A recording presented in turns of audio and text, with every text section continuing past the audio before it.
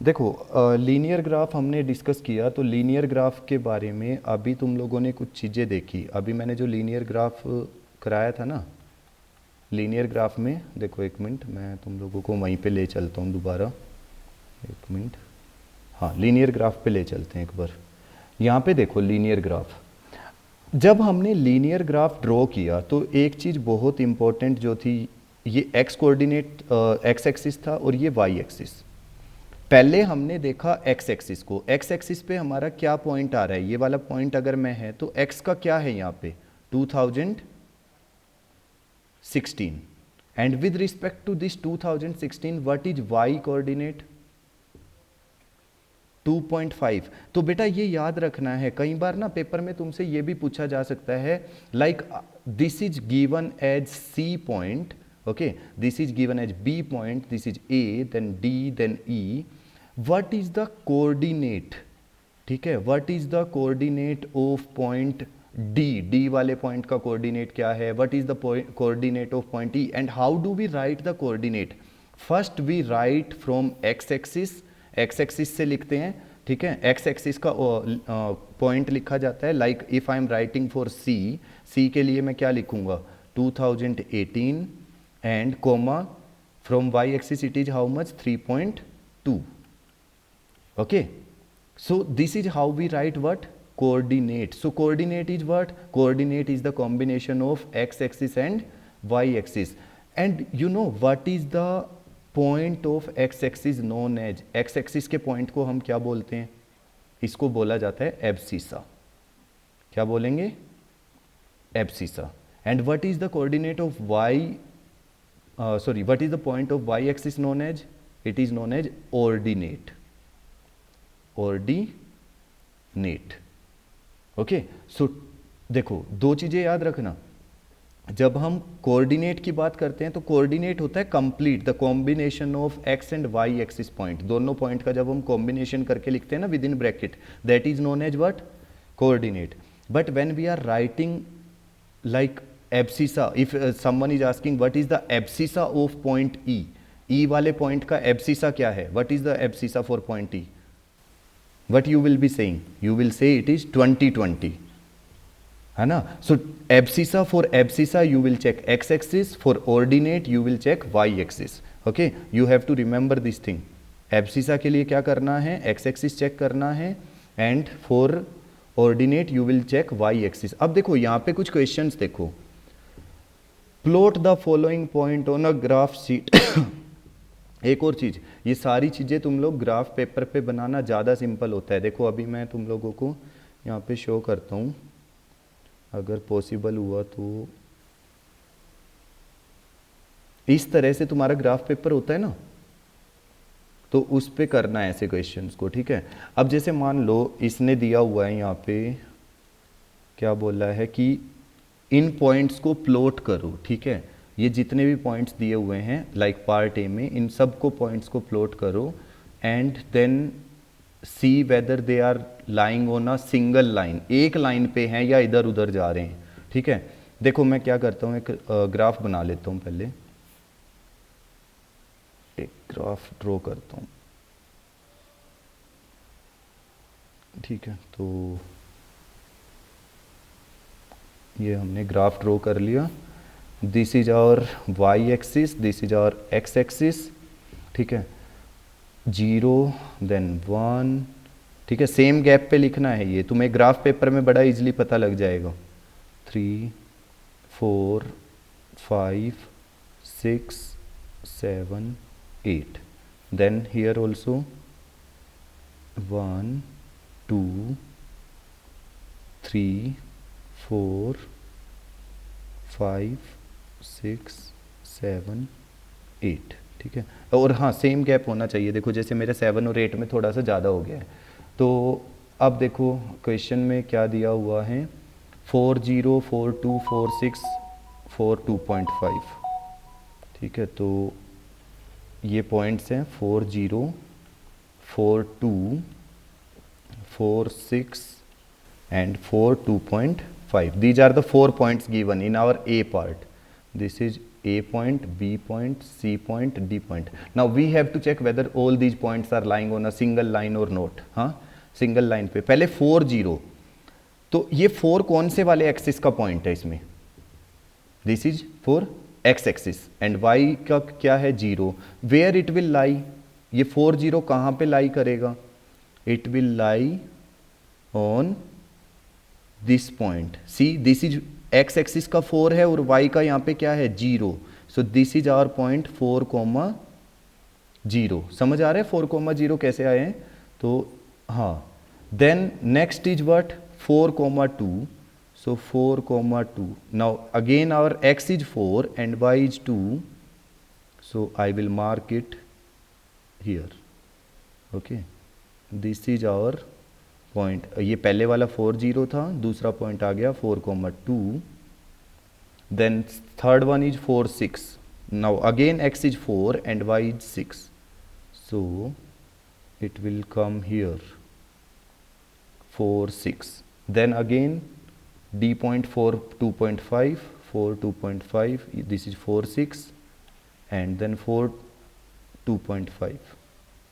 It will come here. Now let's check whether these all points are coming on a line or not. क्या ये सारे एक ही line से पास हो रहे हैं? Yes. Okay. So we can say all the points are passing through a single line. This is what they are asking in the question. ऐसे ही पूछा था उसने. ठीक है. For b and c part check your own. Now draw the line passing through point 2 3 and 3 2. अब इसने बोला कि एक लाइन ड्रॉ करो जो इन पॉइंट से पास होगी 2 3 और 3 2 से. देखो मैं इसी में कराता हूँ, ये यहीं पे कराता हूँ. चेक हमारा क्या दिया हुआ है उन्होंने 2 3 और 3 2.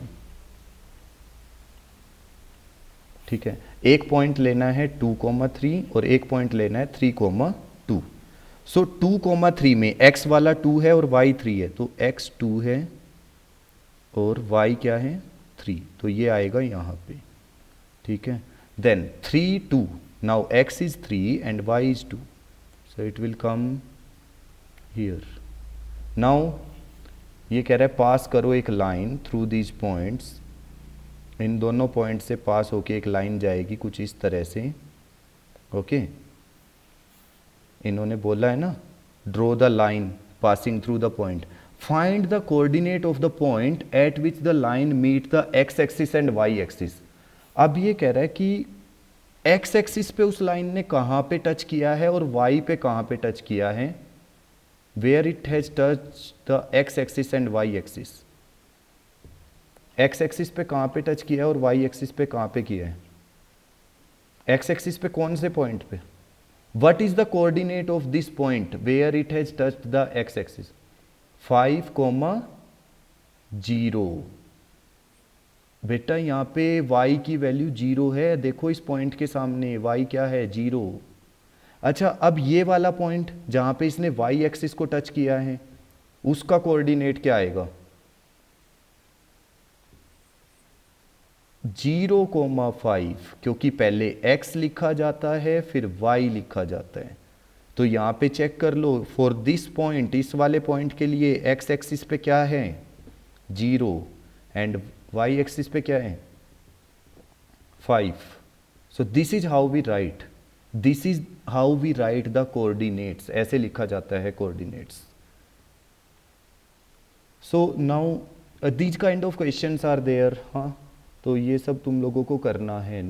Now let us talk about one more thing. हम लोगों ने लीनियर ग्राफ के बारे में तो डिस्कस कर लिया, कोऑर्डिनेट्स और एक्सिस के बारे में, एब्सिसा ऑर्डिनेट सब डिस्कस हो गया है.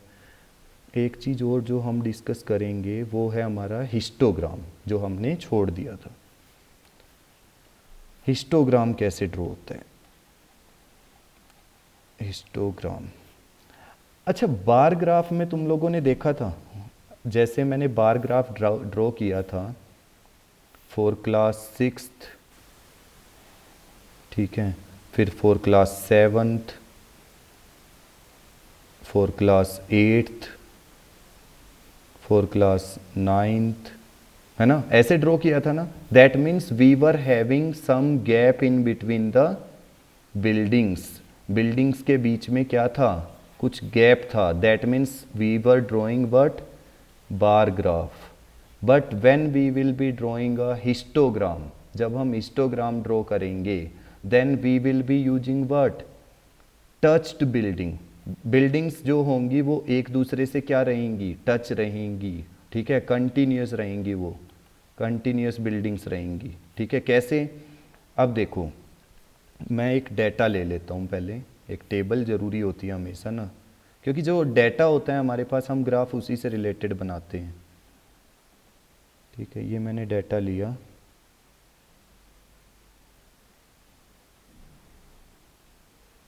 देखो अब हम लोग यहाँ पे ले लेते हैं, चलो क्लास नहीं, roll number of students, roll number of students, और यहाँ पे ले लेते हैं एवरेज।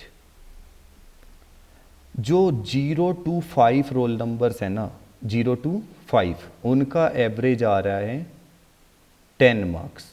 5 to 10 वाले बच्चों का एवरेज आ रहा है 7 मार्क्स। 10 to 15 वाले बच्चों का एवरेज आ रहा है 11 marks, and okay take it, and 15 to 20 वाले बच्चों का एवरेज आ रहे हैं 9 marks.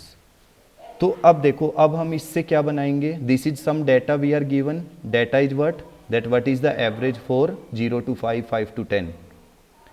Now we have to draw a histogram, so first we will take